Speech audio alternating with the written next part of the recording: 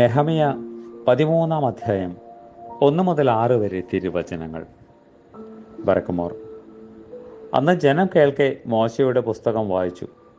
അതിൽ അമ്മോന്യരും മോവാബ്യരും ദൈവത്തിൻ്റെ സഭയിൽ ഒരു നാളും പ്രവേശിക്കരുത്. അവർ അപ്പവും വെള്ളവും കൊണ്ട് ഇസ്രായേൽ മക്കളെ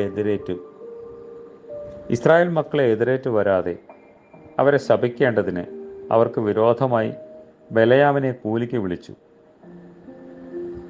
എങ്കിലും നമ്മുടെ ദൈവം ആ ശാപത്തെ അനുഗ്രഹമാക്കി എന്നെഴുതിയിരിക്കുന്നത് കണ്ടു.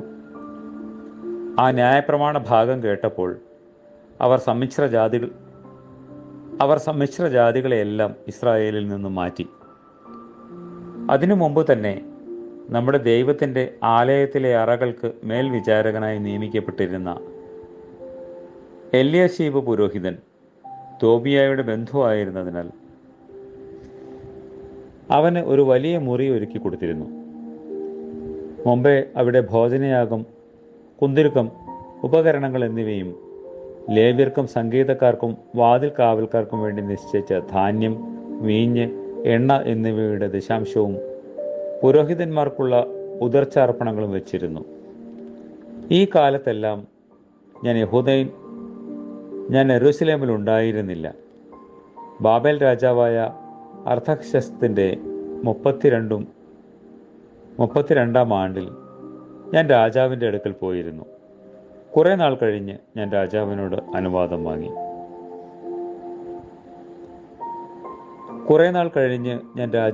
അനുവാദം വാങ്ങി യെരൂശലേമിൽ വന്നപ്പോൾ എല്യാശീബ് തോബിയായിക്ക് ദൈവാലയത്തിൻ്റെ പ്രാകാരങ്ങളിൽ ഒരു മുറി ഒഴിഞ്ഞു കൊടുത്തതിനാൽ ചെയ്ത കുറ്റം ഞാൻ അറിഞ്ഞു.